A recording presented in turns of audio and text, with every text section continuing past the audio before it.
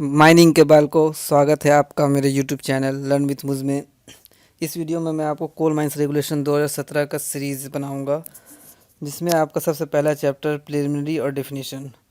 तो इस सीरीज़ में हम देखेंगे कि कोल माइंस रेगुलेशन 2017 से कैसे कैसे एग्ज़ाम में क्वेश्चन आते हैं। माइनिंग का कोई भी एग्ज़ाम हो, चाहे वो मैनेजर सर्टिफिकेट हो, सरदार सर्टिफिकेट हो, ओवरमैन सर्टिफिकेट हो, या किसी भी सब्सिडरी का एग्ज़ाम हो ओवरमैन सरदार के लिए या सर्वेयर के लिए, तो कोल माइंस रेगुलेशन बहुत ही इम्पोर्टेंट है। कोल माइंस रेगुलेशन से क्वेश्चन आते ही आते हैं, चाहे वो कोई सा भी एग्ज़ाम हो माइनिंग का।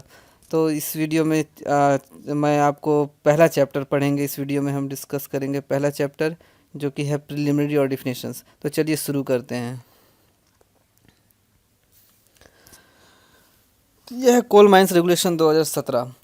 तो मैं आपको रिकमेंड करूंगा कि सीएमआर पढ़ने से पहले आप माइंस एक्ट 1952 ज़रूर पढ़ें, क्योंकि ये सीएमआर कहाँ से आया। माइंस एक्ट 1952 में ही दिया गया है कि सीएमआर बनाया जाएगा। तो इससे कैसे कैसे क्वेश्चन आते हैं, आइए हम डिस्कस करते हैं। तो सबसे पहले देखिए क्या है कि क्वेश्चन कैसे आ सकते हैं।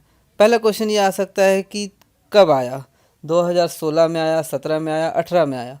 तो इसका नाम ही है जब सीएमआर 2017। जैसे WCL के एक एग्ज़ाम में आया था, जो माइनिंग सरदार का एग्ज़ाम था, उसमें आया था कि कोल माइंस रेगुलेशन कब आया, 2016, 17, 18। तो सिंपल सा है, सीएमआर 2017 ही इसका नाम ही है। और देखिए यहाँ 27 नवंबर 2017, 27 नवंबर 2017 को आया। ठीक, तो पहला क्वेश्चन ये बन सकता है कि सीएमआर कब आया, तो 2017। ये नवंबर है तो इसलिए कंफ्यूज होते हैं लोग, 2018 भी हो सकता है, लेकिन नहीं, 2017 में आया। तो अगला क्वेश्चन इससे बन सकता है कि कौन बनाता है। तो कौन बनाता है, ये माइंस एक्ट 1952 कहता है। माइंस एक्ट 1952 कहता है कि कोल माइंस रेगुलेशन कौन बनाएगा, सेंट्रल गवर्नमेंट बनाएगा। ठीक, इसीलिए मैंने कहा पहले आप माइंस एक्ट पढ़ लीजिए। तो इसको किसको पावर देता है, माइंस एक्ट 1952 का सेक्शन 57 सेंट्रल गवर्नमेंट को पावर देता है।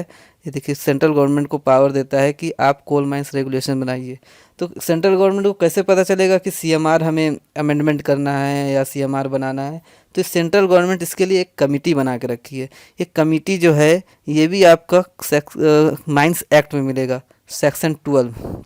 माइंस एक्ट के सेक्शन 12 में एक कमेटी है जो कि सेंट्रल गवर्नमेंट ही बनाई है। तो कमेटी क्या करती है, सेंट्रल गवर्नमेंट को रिकमेंडेशंस देती है कि आपका जो एग्जिस्टिंग सीएमआर है जो 1957, वो उसमें बहुत सी कमियां हैं या खामियां हैं। तो ये कमेटी क्या की, रिकमेंड की सेंट्रल गवर्नमेंट को कि हमें कोल माइंस रेगुलेशन को अमेंडमेंट करना है, उसे 2017 बनाना है। तो क्या क्या क्वेश्चन बना अपना, सेंट्रल गवर्नमेंट बनाती है और किसके रिकमेंडेशन पे बनाती है, 1950 किसके रिकमेंडेशन पे बनाती है, कमेटी के रिकमेंडेशन। तो कमेटी मैंने बता दिया आपको कहाँ से आया। ठीक, ये सब हो गया। तो देखिए, अगर सीएमआर 2017 बनने का प्रोसेस कैसे चालू हुआ। कमेटी ने रिकमेंड किया सेंट्रल गवर्नमेंट को कि अमेंडमेंट करना है। सेंट्रल गवर्नमेंट ने एक ड्राफ्ट बनाया।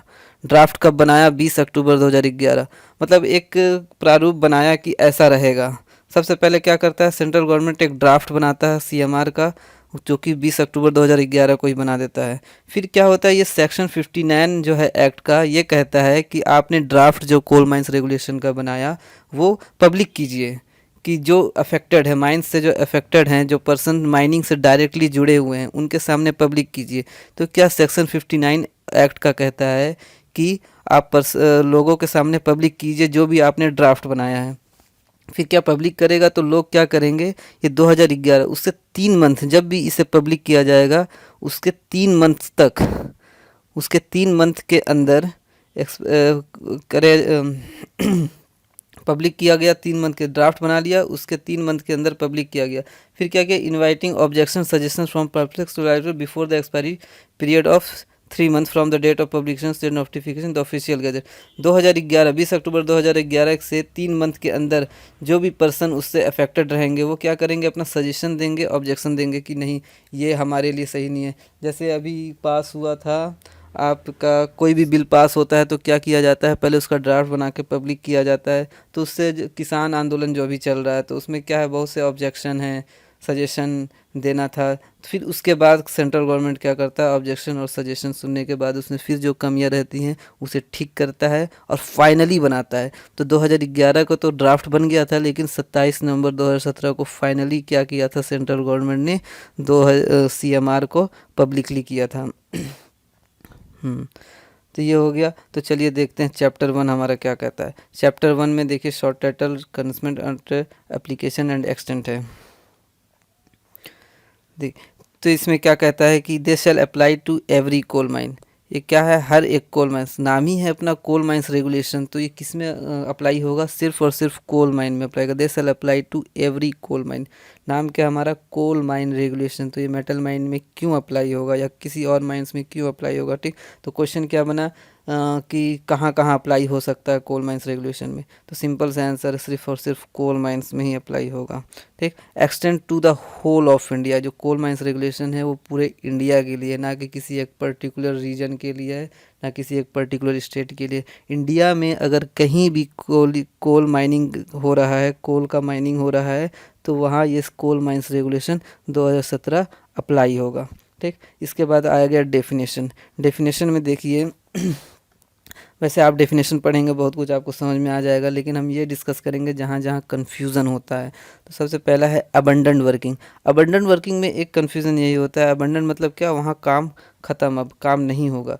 तो जहाँ no intention of working in future है, मतलब वर्किंग है बिन अबंडेंट, वहाँ काम करना तो हमने बंद कर दिया, लेकिन हमारा कोई इंटेंशन भी नहीं है आगे उस माइंस को चलाने का या दोबारा खोल के कुछ भी करने का, कोई इंटेंशन नहीं है, तो उसको हम करते हैं अबंडेंट वर्किंग। जो जो इम्पोर्टेंट डेफिनेशन है उसे हम डिस्कस करेंगे। देखिए असिस्टेंट मैनेजर, एक आया आपका असिस्टेंट मैनेजर। असिस्टेंट मैनेजर से एक क्वेश्चन आ सकता है कि असिस्टेंट मैनेजर को कौन अपॉइंट करता है, ठीक, और उसके पास कौन सा सर्टिफिकेट होना चाहिए। तो कोई भी ऐसा बंदा जिसके पास मैनेजर सर्टिफिकेट है, manager certificate means first class manager certificate या सरदार सर्टिफिकेट, वो असिस्टेंट मैनेजर हो सकता है। तो कौन हो सकता है, जिसके पास मैनेजर सर्टिफिकेट है, चाहे वो फर्स्ट क्लास हो चाहे सेकंड क्लास हो, वो असिस्टेंट मैनेजर का काम कर सकता है। इसे कौन अपॉइंट करता है, ऑनर, एजेंट और मैनेजर, ठीक है। माइंस का ऑनर, एजेंट और मैनेजर जो भी हो, उन तीनों में से कोई भी किसे अपॉइंट कर सकता है, असिस्टेंट मैनेजर को। असिस्टेंट मैनेजर का काम क्या होता है, ये क्या करता है, मैनेजर को असिस्ट करता है, किसमें, management, control, supervision, direction of mine, therefore holds the rank of immediately below the manager and superior to an overman, सरदार। तो असिस्टेंट मैनेजर क्या होता है, मैनेजर के जस्ट नीचे रहता है और ओवरमैन और सरदार के ऊपर रहता है। तो समझ में आया असिस्टेंट मैनेजर क्या है, इससे क्या क्या क्वेश्चन आ सकते हैं। क्या सर्टिफिकेट होना चाहिए, तो अपना सर्टिफिकेट हो गया, मैनेजर सर्टिफिकेट ही होना चाहिए, चाहे वो फर्स्ट क्लास हो या सेकंड क्लास हो। कौन अपॉइंट करता है, ऑनर, एजेंट या मैनेजर, तीनों में से कोई भी इसे अपॉइंट कर सकता है। क्या काम है, तो इसका ये काम है मैनेजमेंट, कंट्रोल, सुपरविजन, डायरेक्शन करना, ये सब काम है। और ये ओवरमैन से जस्ट ऊपर रहता है और मैनेजर से नीचे रहता है। अगला है देखिए ऑक्सिलियरी फैन। अगला क्या है, ऑक्सिलियरी फैन। ऑक्सिलियरी फैन में ये याद रखिएगा सिर्फ और सिर्फ एक या एक से ज़्यादा फेस के लिए ये काम करता है। किसी भी एक डिस्ट्रिक्ट में फेस में जो फ़ैन लगा रहता है वो रहता है ऑक्सिलियरी फैन। ये सिर्फ और सिर्फ एक या एक से ज़्यादा फेस को ही ये वेंटिलेट करने के लिए काम आता है, ठीक। अगला है एवरेज आउटपुट। एवरेज आउटपुट से हमेशा याद रखिएगा, ये है means the average output per month during the preceding financial year of the total output from all workings in the special mathematics. मतलब जो प्रीसीडिंग ईयर में जितना भी आपका प्रोड्यूस हुआ, मान लीजिए कोई एक ओपन कास्ट माइंस है, उसका हर साल का है 7 मिलियन टन। 7 मिलियन टन आपका उसका प्रोडक्शन है साल का। तो पिछले साल का हर मंथ का जो प्रोडक्शन निकलेगा वो 7 मिलियन टन डिवाइड बाई 12 करेंगे तो 6,25,000 टन आएगा, ठीक। तो अपन का क्या हुआ, एवरेज आउटपुट पर मंथ, ये याद रखिएगा पर मंथ है ना कि पर ईयर। तो प्रीसीडिंग फाइनेंशियल ईयर में जो भी कोयला निकला हो उसका पर मंथ का जो आउटपुट है उसको कहते हैं एवरेज आउटपुट, ठीक है। अगला है banksman. Banksman a person appointed to superintendent the lowering and raising of person. Banksman कहाँ रहता है, शाफ्ट या इंक्लाइन के ऊपर में रहता है, जो कि जो पर्सन ऊपर और नीचे आ रहे हैं उसका ध्यान रखता है। देखिए ऑक्सिलरी फ़ैन एक पढ़े थे हम, अब आया booster fan. Booster fan, auxiliary fan हम क्या पढ़े थे, ये दोनों में कन्फ्यूज़न होता है। ऑक्सिलरी फ़ैन पढ़े थे एक या एक से ज़्यादा फेस के लिए काम आता है, और बूस्टर फ़ैन क्या होता है, मैकेनिकल वेंटिलेटर होता है जो कि क्या करता है, पूरे होल करंट ऑफ एयर को ये बूस्ट कर देता है। इनटेक और रिटर्न एयरवे के बीच में जितने भी जो भी हवा है वो सारे हवा को ही बूस्ट कर देता है। तो वहाँ दोनों में क्या डिफरेंस आया, ऑक्सिलरी फ़ैन में था, ऑक्सिलरी फ़ैन में था कि वो एक और एक से ज़्यादा फेस को ही वेंटिलेट करता है, जबकि यहाँ बूस्टर फ़ैन क्या करता है, होल करंट ऑफ एयर को ही वेंटिलेट करता है। अब देखिए कोल आया। कोल हम जानते हैं, ये अगर हम पढ़े हैं माइनिंग तो हम जानते हैं पिट, लिग्नाइट, बिटुमिनस, एंथ्रासाइट, ये सब क्या है, कोल है। लेकिन यहाँ इस सीएमआर में एक और जोड़ा है कि other form of carbonaceous matter sold और मार्केटेड एज कोल। ठीक है, कोई भी मैटर जो कि कोल की तरह बिक रहा है, जो कार्बोनेशियस मैटर हो, वो क्या कहलाएगा, कोल कहलाएगा। ये आया कमिटी। ये कमिटी कहाँ से आपको समझ में आएगा, अगर आप एक्ट पढ़ेंगे तब आपको पता चलेगा कि कमिटी क्या है।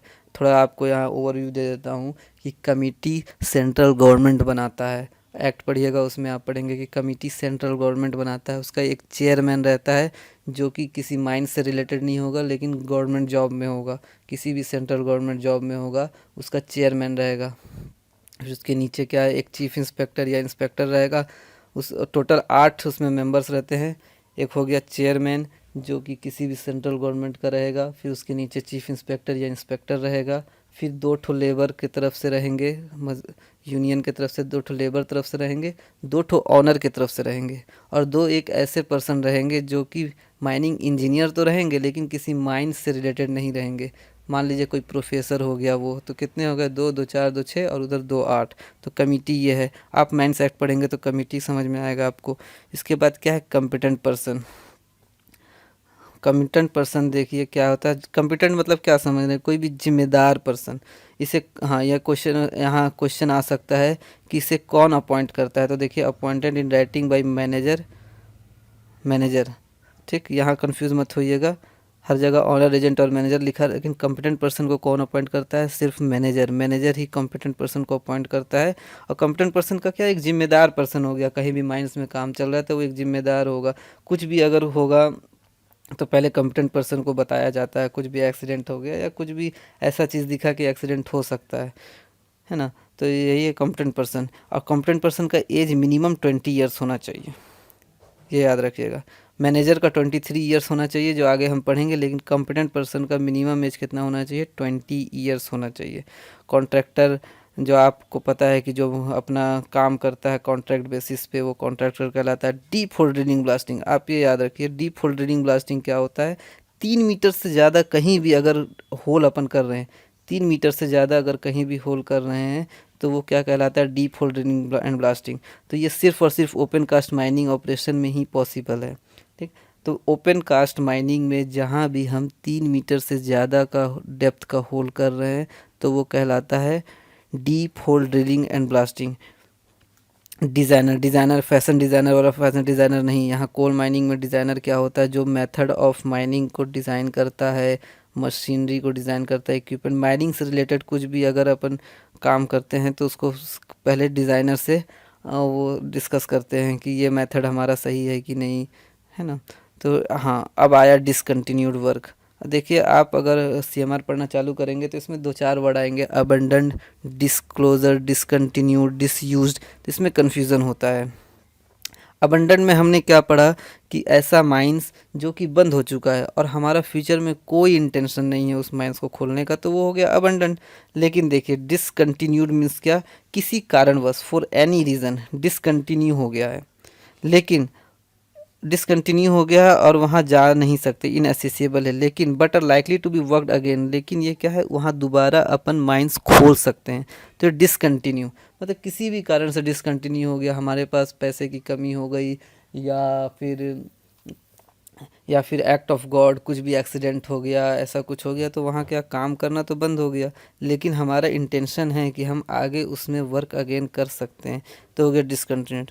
ये डिस्ट्रिक्ट मजिस्ट्रेट से याद रखिए, जो आपके जो जिस एरिया में माइंस है वहाँ के कलेक्टर को डिस्ट्रिक्ट मजिस्ट्रेट कहते हैं। एक और आया डिसयूज्ड वर्किंग।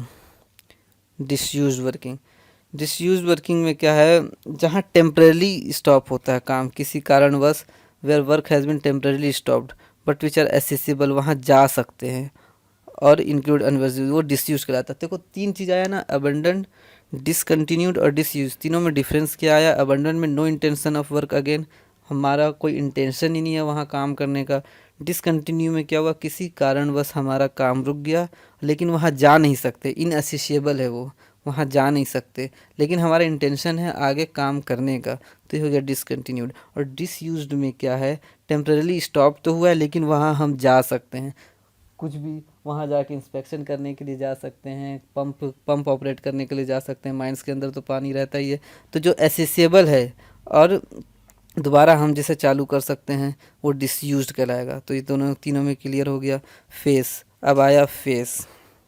फेस तो अगर आप अंडरग्राउंड में ट्रेनिंग तो किए होंगे, समझ में आ गया, जहाँ भी ड्रिलिंग ब्लास्टिंग हो रहा है जो कि आगे मूव कर रहा है उस जगह को अपन फेस कहते हैं। ओपन कास्ट वर्किंग में जहाँ भी शॉवेल लगा हुआ है, जहाँ से कोयला उठ रहा है उस जगह को फेस कहते हैं। अब देखिए फायरी सीम, फायरी सीम में एक और चीज़ जोड़ा गया है। एक किसी भी फायर तो आपको दिख जाएगा, जहाँ सीम में जहाँ फायर अवेलेबल हो, या स्पॉन्टेनियस हीटिंग। स्पॉन्टेनियस हीटिंग तो आपको पता होगा फायर लगने का जो प्रक्रिया जहाँ से चालू हो जाता है वहाँ से अपन को कहते हैं उसको स्पॉन्टेनियस हीटिंग। तो जहाँ फायर एग्जिस्ट हो या स्पॉन्टेनियस हीटिंग भी एग्जिस्ट हो तो उस जगह को फायरी सीम कहते हैं हम। मान लीजिए कोई सीम है, आग तो आपको दिख जाता है तो आप बोल दीजिएगा फायरी सीम है, लेकिन एक स्पॉन्टेनियस हीटिंग में क्या होता है कि जो आग लगने का प्रक्रिया जहाँ से शुरू होता है उसको अपन स्पॉन्टेनियस हीटिंग कहते हैं। मतलब आग लगने का अपना प्रक्रिया चालू हो गया तो भी वो फायरी सीम कहलाएगा, ये नहीं कि एक्टिव फायर दिखेगा तभी फायरी सीम दिखाएगा। ये हो गया आपका। अब फाइनेंशियल ईयर, देखिए दो चीज़ अपन इसमें पढ़ेंगे, एक होता है फाइनेंशियल ईयर, आगे पढ़ेंगे calendar year. Financial year 12 month का होता है, ईयर में तो 12 मंथ होते हैं, लेकिन ये होता है 1 अप्रैल से मार्च के आखिरी आखिरी दिन तक, है ना, 31 मार्च तक। तो फाइनेंशियल ईयर और कैलेंडर ईयर में कंफ्यूज मत होइएगा। फाइनेंशियल ईयर 1 अप्रैल से 31 मार्च तक को फाइनेंशियल ईयर कहते हैं। कैलेंडर ईयर 1 जनवरी से 31 दिसंबर तक को क्या कहेंगे, कैलेंडर ईयर कहेंगे। इसमें कन्फ्यूज़न होता है। माइनिंग पढ़ें आप तो फ्लेम प्रूफ एनक्लोजर आपको पता होगा कि ऐसा एक अपरेटस जिसका बॉडी ऐसा बनाया गया हो, इतना रोबस्ट हो कि उसके अंदर अगर कोई स्पार्क भी हो तो वो मीथेन को इग्नाइट ना कर सके, ये आप पढ़े होंगे। अब अब आएगा गैस। गैस मीन्स अपन समझते हैं गैस कोई भी कार्बन मोनोऑक्साइड जो भी हो आपका गैस, वो नहीं। गैस में फ्यूम्स और वेपर भी इंक्लूड होते हैं। गैस तो आप जानते हैं कि गैस क्या होता है, लेकिन उसमें फ्यूम्स और वेपर भी गैस ही कहलाएंगे। अब देखिए बहुत ही इंपॉर्टेंट है जो कि क्वेश्चन में आता है, gassy seam of first degree.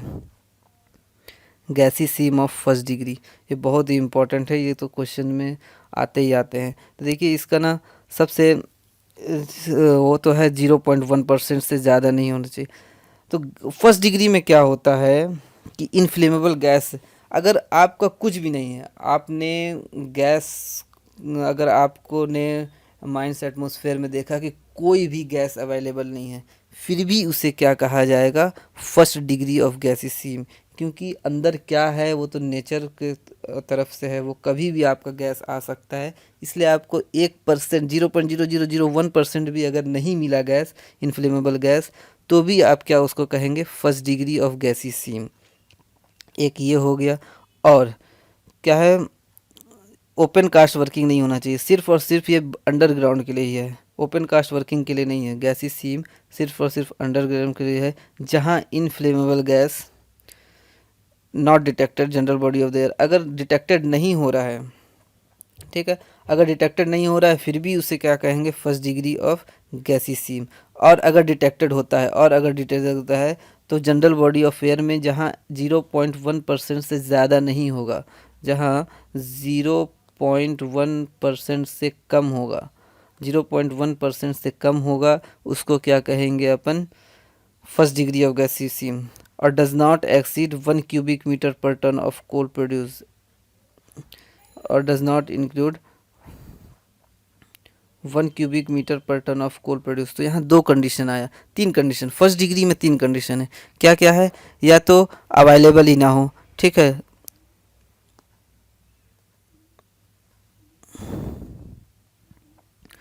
First degree में क्या क्या कंडीशन आया? या तो अवेलेबल ही ना हो, नॉट अवेलेबल, तो भी फर्स्ट डिग्री कहलाएगा। या तो 0.1% से कम हो, क्या परसेंटेज ऑफ इन्फ्लेमेबल गैस 0.1% से कम हो, तो भी इन्फ्लेमेबल गैस कहलाएगा।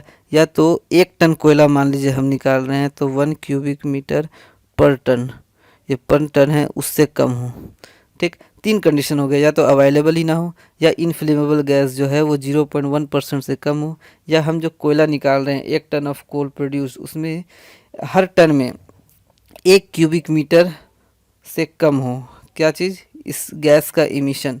तो हमारा क्या कहलाएगा? First degree of gassiness. और gassy seam of second degree में क्या होगा?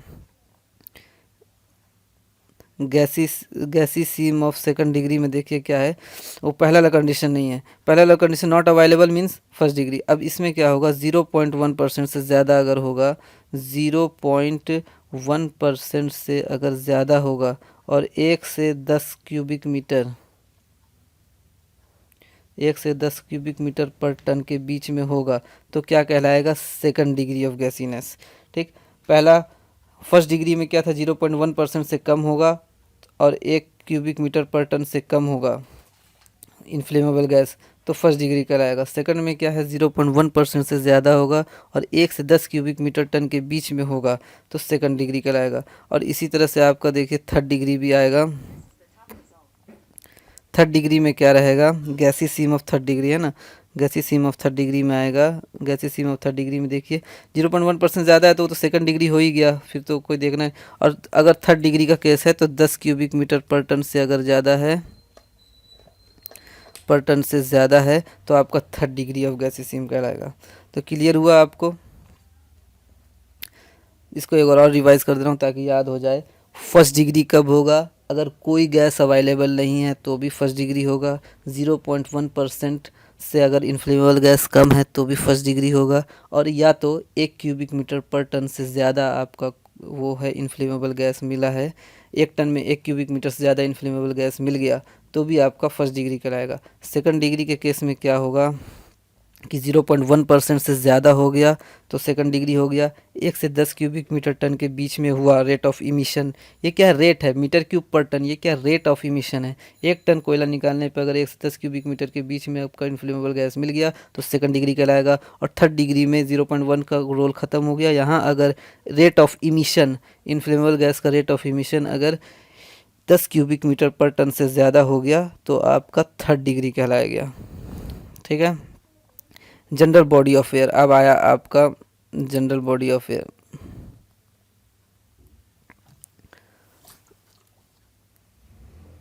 General body of air, general body of air में देखिए क्या है, कोई भी माइन एटमोसफेयर, अंडरग्राउंड का बात कर रहा हूँ मैं, कि कोल सीम में कोई भी जनरल एटमोसफेयर, अंडरग्राउंड में जनरल एटमोसफेयर कहाँ कहाँ? कोल सीम में atmosphere in the roof cavities, roof cavities आप समझते हैं, कोल जो भी आपका गैलरी में एटमॉस्फेयर मिल गया, ठीक है, उसको क्या करें? जनरल बॉडी ऑफ एयर, जिसमें क्या इंक्लूड कर रहा है? वो रूफ़ का कैविटी, रूफ़ में जो थोड़ा बहुत गड्ढा रह जाता है उसके अंदर का भी जो हवा है वो क्या कहलाएगा? जनरल बॉडी ऑफ एयर ये कहलाएगा। लेकिन इसमें क्या इंक्लूड नहीं रहेगा? Sealed off area. Sealed off area मान लीजिए, समझ रहे हैं आप, जहाँ अपना सील कर दिए, जहाँ मान लीजिए कहीं आपको आग मिल गया तो उस पैनल को आप सील कर दिए, तो उधर का जो एटमॉस्फेयर है वो आपका जनरल बॉडी ऑफ एयर नहीं कहलाएगा।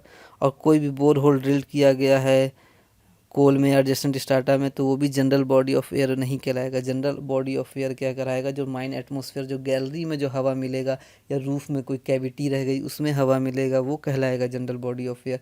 ना कि वो जो सील्ड कर दिए हैं वहाँ, मतलब अपने को अब जाना ही नहीं है तो अपन उसको क्यों जनरल बॉडी ऑफ एयर, वो उससे अपने को मतलब नहीं हो, तो सील्ड है, अंदर क्या हो रहा है हमें नहीं पता, ठीक है। फिर आया गोफ। गोफ क्या होता है? अंडरग्राउंड का बात कर रहे हैं। गोफ क्या होता है?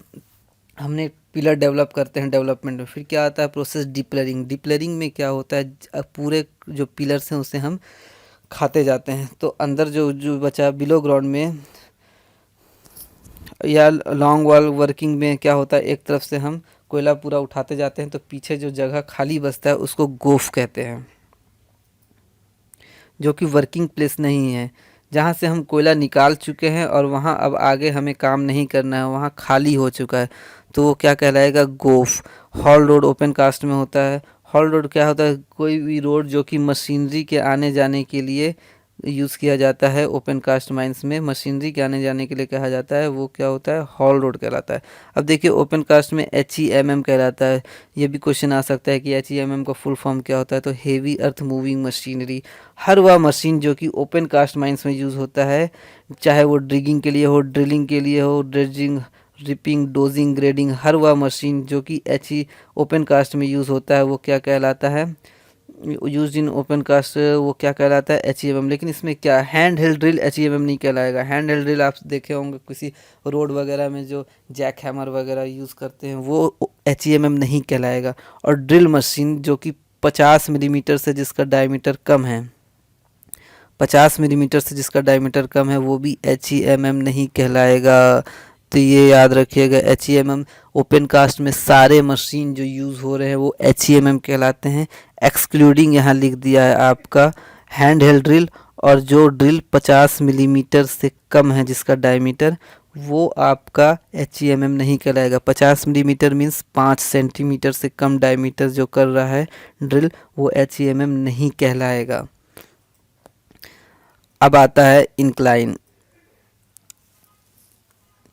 इंक्लाइन, इंक्लाइन तो आप समझते हैं, सरफेस से अंडरग्राउंड में जो जाने का रास्ता रहता है उसे इंक्लाइन कहते हैं। लेकिन ये ज़रूरी नहीं है कि अंडरग्राउंड में ही है, सरफेस में भी आपका इंक्लाइन रास्ता रहेगा तो वो इंक्लाइन कहलाएगा। देखिए, आइदर ऑन सरफेस और below ground, inclined passage. Inclined तो समझते हैं टेढ़ा, तो चाहे वो बिलो ग्राउंड वाला तो आप समझते हैं कि सरफेस से जो वर्क कोल तक जाने का जो रास्ता रहता है वो इंक्लाइन रहता है। लेकिन सरफेस में भी अगर इंक्लाइन पासेज है तो वो इंक्लाइन ही कहलाएगा। इंट्रिंसिकली सेफ अपरेटस आप बुक में पढ़े होंगे कि कोई भी ऐसा अपरेटस जो कि स्पार्क अगर प्रोड्यूस करता है तो उतना ज़्यादा उसका ताकत नहीं रहता है कि इनफ्लेमेबल गैस को एक्सप्लोड कर सके। ये हो गया आपका इंक्लाइन। और अब आपका आएगा आगे मैनेजर। मान लीजिए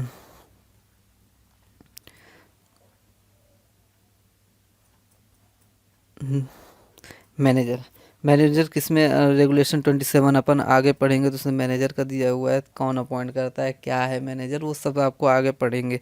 मैन्युफैक्चरर आपको पता है कि कोई भी माइंस से रिलेटेड कोई भी सामान, माइंस से रिलेटेड कोई भी सामान जो बनाता है वो मैन्युफैक्चरर कोई भी सामान जो मैन्युफैक्चर करता है वो मैन्युफैक्चरर कहलाता है। मटेरियल, मटेरियल याद रखिएगा, मटेरियल में सिर्फ कोल नहीं होगा। माइनिंग में हम क्या करते हैं, सिर्फ कोल मटेरियल नहीं होता है, स्टोन, डेब्रिस और कोई भी मटेरियल जो कि माइनिंग में हैंडल किया जाता है। ठीक है, माइनिंग कर रहे हैं तो अगर ओपन कास्ट माइनिंग कर रहे हैं तो कि स्टोन भी निकालना पड़ेगा, डेब्रिस भी निकालना पड़ेगा, कोल भी निकालना, वो सब क्या कराएंगे, मटेरियल के अंदर आएंगे। अब देखिए बहुत इंटरेस्टिंग आएगा माइन। माइन हमें क्या पता है, खदान, ठीक, जहाँ से कोयला निकलता है। लेकिन ये 2017 में एक डाला गया कि माइन सिर्फ खदान नहीं है। खदान प्रीमाइसेस के अंदर जो भी आपका है, देखिए क्या लिखा है, means all excavation with in the mine boundary. ये तो क्लियर हो रहा है, अपने को समझ में आ रहा है कि सारे एक्सकेवेशन माइन बाउंड्री के अंदर, माइन बाउंड्री के अंदर कोई भी एक्सकेवेशन हो रहा है वो खदान कहलाएगा, माइन कहलाएगा। एक तो ये हुआ, ये तो आपको समझ में आ रहा है। लेकिन इसमें सब कुछ ये भी जोड़ दिया है कि premises, plants, machinery and work specified clause sub section 1 of section 2 of the act same correctly constitute mine. तो अगर आप एक्ट पढ़ेंगे जिसमें सेक्शन 2 में, तो ये क्या क्या दिया है, माइंस के अंदर जो भी वर्कशॉप है, स्टोर है, कोल हैंडलिंग प्लांट है, वाशरीज है, जो कन्वेयर बेल्ट जाते हैं सरफेस माइंस में देखा जाए, वो सब क्या माइंस कहलाते हैं। ठीक, तो पहले माइंस तो अपने को ये पता था कि बाउंड्री के अंदर कहीं भी एक्सकवेशन हो रहा है तो वो माइंस कहलाता है। नहीं, इसमें माइंस में बहुत कुछ इंक्लूड किया गया है कि कोई भी प्लांट माइन बाउंड्री के अंदर, कोई भी plant, workshop, store, conveyor belt, सब माइंस ही कहलाएंगे। मिस फायर आप पढ़े होंगे कि कोई भी अगर फायर एक्सप्लोड नहीं होता है, कोई भी चार्ज ऑफ एक्सप्लोसिव एक्सप्लोड नहीं होता है तो वो मिस फायर कहलाता है। तो अपने को पता है, मंथ पता है, कैलेंडर मंथ, कोई इसमें बड़ी बात नहीं है। अब देखिए आया ऑफिशियल। ऑफिशियल में क्वेश्चन क्या क्या आ सकता है कि इसे कौन अपॉइंट करता है, तो कौन अपॉइंट करता है, ऑनर, एजेंट और मैनेजर करता है। ठीक है, ऑफिशियल ऑफिशियल में कौन कौन इंक्लूड रहता है, तो एक लाइन मैनेजमेंट देखा जाए तो सबसे पहले असिस्टेंट मैनेजर आता है, वेंटिलेशन ऑफिसर आता है, सेफ्टी ऑफिसर आता है, सैम्पलिंग इंचार्ज, डस्ट इंचार्ज। मतलब आप असिस्टेंट मैनेजर से लेके नीचे सर्वेयर तक के बीच में जो भी आ रहा है, इंजीनियर, सरदार, ओवरमैन, वो सब क्या कहलाएंगे, ऑफिशियल कहलाएंगे। इनका ड्यूटी क्या होता है, सुपरविज़न, मतलब आप देखते रहो कि कौन सा सही काम सही से हो रहा है कि नहीं, ये सब होता है। आया ऑन सेटर। ऑन सेटर में क्या है आपका, ऑन सेटर जो कि शाफ्ट के या इंक्लाइन के ऊपर में रहता है, shaft bottom, appointed superintendent raising और lowering person tools and materials to transmit signal at any inset और शाफ्ट बॉटम। शाफ्ट के बॉटम में, बैंक्समैन अपन पढ़े थे वो क्या ऊपर में रहता है, और जो ऑन सेटर रहता है वो शाफ्ट या इंक्लाइन के बॉटम में रहता है। ये और रेजिंग लोग जो ऊपर नीचे आते हैं शाफ्ट से, उसके उसका सुपरिटेंडेंट रहता है। अब देखिए आया ओवरमैन। ओवरमैन क्या करता है, ओवरमैन सबसे पहले ओवरमैन कौन बन सकता है, किसी के पास भी अगर मैनेजर सर्टिफिकेट हो या ओवरमैन सर्टिफिकेट हो तो वो एज अ ओवरमैन काम कर सकता है। तो ये याद रखिएगा, ये नहीं कि जिसके पास ओवरमैन सर्टिफिकेट है वही सिर्फ ओवरमैन का काम करेगा, मैनेजर सर्टिफिकेट वाला भी ओवरमैन का काम कर सकता है। ये कोल माइंस रेगुलेशन कहता है। तो appointed by manager in writing, कौन अपॉइंट करता है इसे, मैनेजर अपॉइंट करता है। ठीक, ये क्या होता है, सरदार के सुपीरियर होता है। क्या काम रहता है इसका, सुपरविज़न और कंट्रोल का काम रहता है, सुपरविज़न करता है और कंट्रोल करता है। ये सब क्या क्वेश्चन क्या क्या बने, मैनेजर सर्टिफिकेट, ओवरमैन सर्टिफिकेट वाला आदमी ओवरमैन का काम कर सकता है। कौन अपॉइंट करता है, मैनेजर अपॉइंट करता है, सुपरविज़न और कंट्रोल का काम रहता है, और ये सरदार के सुपीरियर रहता है। अब आया परमिटेड एक्सप्लोसिव। परमिटेड एक्सप्लोसिव मतलब चीफ इंस्पेक्टर जो है। अब आप बोलेंगे चीफ इंस्पेक्टर कौन है, तो ये सब माइंस एक्ट से ही समझ में आएगा। माइंस एक्ट पढ़ेंगे तो उसमें चीफ इंस्पेक्टर कौन है समझ में आएगा। चीफ इंस्पेक्टर मान लीजिए डीजीएमएस का हेड। ठीक, तो चीफ इंस्पेक्टर जिससे भी वो करेगा, ऐसा फर्म जिससे कि चीफ इंस्पेक्टर बोलेगा कि ये सही है, वो अगर एक्सप्लोसिव बना रहा है तो वो परमिटेड एक्सप्लोसिव है। ठीक है, manufactured by such a firm, ऐसे फर्म के द्वारा बनाया जा रहा है एक्सप्लोसिव जिसे chief inspector time to time बोलता है हाँ ये एक्सप्लोसिव सही है, तो वो परमिटेड एक्सप्लोसिव कराएगा। अब आता है पाइपलाइन। माइंस एरिया में कोई भी पाइप यूज़ हो रहा है, चाहे वो पंपिंग के लिए हो या सप्लाई ऑफ वाटर के लिए हो, सैंड स्टोइंग, स्टोइंग आप समझते हैं, filling material, other sand stowing, nitrogen flushing, और किसी भी पर्पज़ के लिए, या कोल माइन मीथेन को एक्सट्रैक्ट करने के लिए हो रहा है अबंडेंट माइन से, तो वो पाइपलाइन में आता है। ठीक है, प्रिंसिपल ऑफिशियल माइनिंग का senior most official principal official कराता है।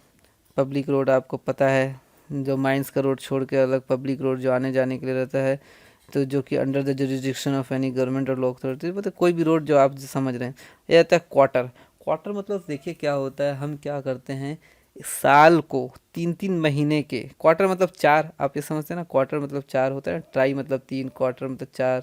तो क्वार्टर को क्या होता है, क्वार्टर मतलब अपन साल में कितने 12 महीने होते हैं, तो उस 12 महीने को अपन क्या करते हैं, 3 3 महीने के 4 भाग में बांट देते हैं, जो कि स्टार्ट होता है, एंडिंग होता है 31 मार्च को एंड हो रहा है। इसका मतलब क्या, जो पहला क्वार्टर होगा वो क्या होगा, 1 अप्रैल से 30 जून तक। ठीक है, कब कब एंड होता है, 31 मार्च, 30 जून, 30 सितंबर, 31 दिसंबर। तो पहला क्वार्टर क्या हुआ, पहला क्वार्टर आपका हुआ 1 अप्रैल से 30 जून। 1 अप्रैल से 30 जून पहला क्वार्टर हो गया, एंड हुआ ना 30 जून में। अगला क्वार्टर क्या हो जाएगा, 1 जुलाई से 30 सितंबर। ठीक है, फिर एक क्वार्टर इसी तरह से बढ़ते जाएगा, 1 अक्टूबर से 31 दिसंबर। समझ में आ रहा, तो यही है आपका क्वार्टर। तो क्वार्टर को हमने क्या समझा कि 12 महीने हैं, उसको हमने 3 3 महीने के 4 क्वार्टर में बांटा। 4 4 महीने के 3 क्वार्टर में नहीं, 3 3 महीने के 4 क्वार्टर में हमने बांट दिया, तो ये कहलाया आपका क्वार्टर। रेलवे आप समझते हैं, रीजनल रेलवे आप समझते हैं, अब आ गया रीजनल इंस्पेक्टर, एक मिनट।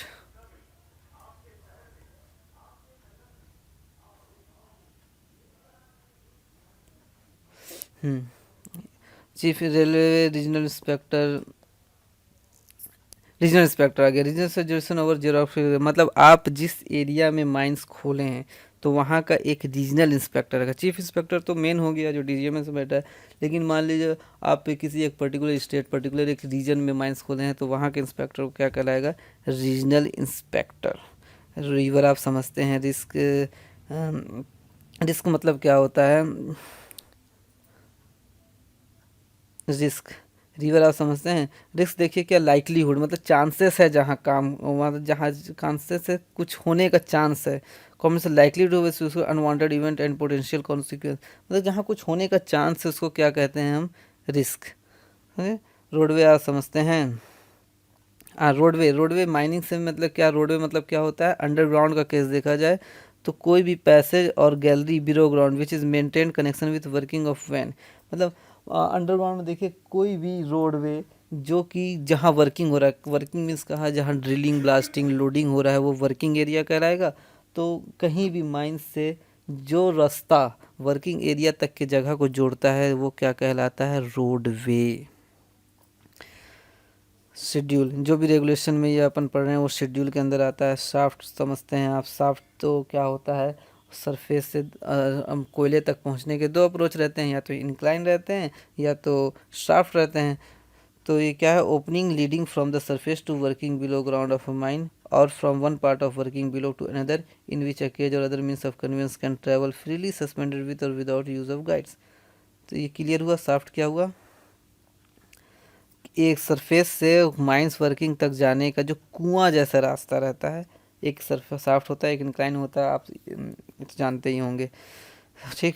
शॉर्ट फायरर जानते हैं जो कि वहाँ जाके बारूद फोड़ने का काम करते हैं। या सॉकेट, सॉकेट में देखिए सबसे सॉकेट क्या कन्फ्यूजन है? सॉकेट मीन्स कोई भी, मान लीजिए हमने ये ड्रिल किया है ना, ये अंडर ओपन कर, ये ड्रिल किया हमने, इसे एक्सप्लोसिव से भर दिया और इसे एक्सप्लोड किया, तो ये पूरी तरह से एक्सप्लोड नहीं हुआ। ये क्या हुआ? लास्ट का नीचे का कुछ हिस्सा बच गया, ये इतना सा हिस्सा बच गया, तो ये क्या कहलाएगा? सॉकेट। ये मिसफायर्ड होल नहीं कहलाएगा, लेकिन ये जो थोड़ा सा हिस्सा बच गया ये होगा सॉकेट। तो सॉकेट आपको क्लियर हो गया। उसके बाद आएगा सप्लायर।